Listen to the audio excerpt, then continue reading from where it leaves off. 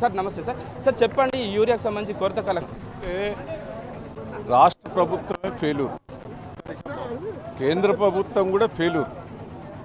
ఎందుకంటే గతంలో కేసీఆర్ గారు ఉన్నప్పుడు ఒక 1 ఇయర్ ముందే మనకెంత అవసరం ఏందనేది మొత్తం రిపోర్ట్ తెప్పించుకొని, మేము క్యాబినెట్లో మంత్రిగా ఉన్నాం, 1 ఇయర్ ముందే తెప్పించుకొని మనకు అదనంగా తీసుకొచ్చి హైదరాబాద్లో స్టాక్ పెట్టేది. ఈ మంత్రులు కానీ ముఖ్యమంత్రి గారు కానీ రైతుల గురించి పట్టించుకోలేదు. ఒక విజన్ అనేది లేదు. రాక ఇప్పుడు వచ్చిన వాళ్ళు సంవత్సరం పంపించేది మనకు పంపించాం. మాకు ఎక్కువ కావాలని ఎప్పుడు అడగాలి? 6 నెలల ముందు అడగాలి.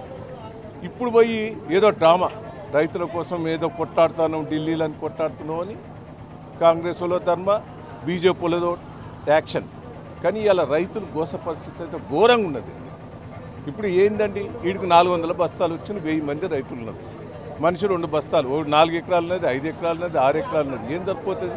పొద్దుగాలు నిన్న రాత్రి ఉదయం 3 గంటల నుంచి 4 గంటల నుంచి కూడా చాలా వరకు ఇక్కడ రైతులు వెయిట్ చేస్తున్నారు. వీళ్ళకి టోకెన్ ఇస్తేనే మీరు రావాలని చెప్పి కూడా అధికారులు చెప్తున్నారు.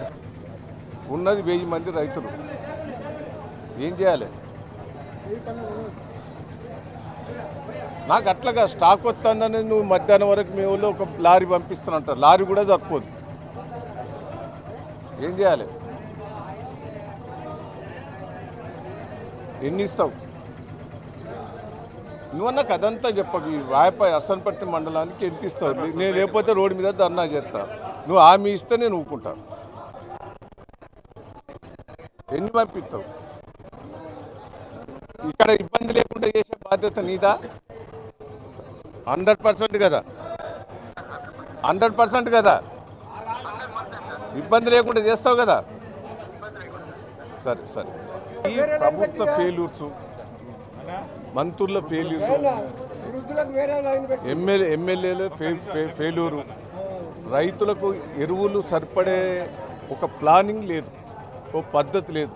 కేసీఆర్ గారు ఉన్నప్పుడు చాలా సమర్థవంతంగా చేసేది. కరెంటు మనకి ఎంత అవసరం అని బయట రాష్ట్రాల నుంచి మొదలే అడ్వాన్స్ కొనేది.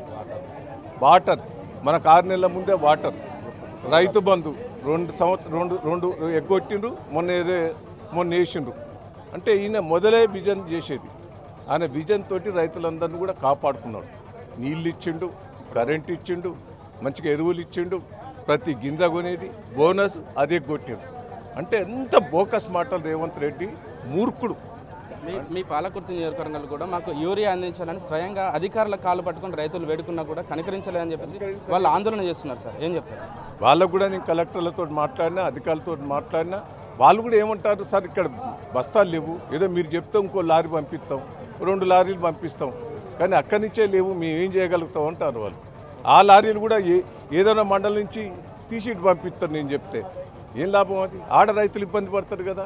రాష్ట్రం అంతా ఇదే పరిస్థితి. ఏం చేయాలి చెప్పు? రైతులను రోడ్ల మీద గుంజాలనేది నాకు ఆలోచన లేదు. పోరాటం చేస్తాం, అవసరమైతే మా ఎంపీలను, రాజ్యసభ సభ్యులను ఢిల్లీ తోలుతాం. అసెంబ్లీ ఉన్నదట, అసెంబ్లీలో మేము దాన్ని తాడొప్పిడో తెలుసుకుంటాం. మొత్తానికి ఇక్కడ రైతులు చేస్తున్న ఆందోళనకు మాత్రం మాజీ మంత్రి ఎర్రేపల్లి దయాకర్ రావు సంఘీభావం తెలిపిన పరిస్థితి.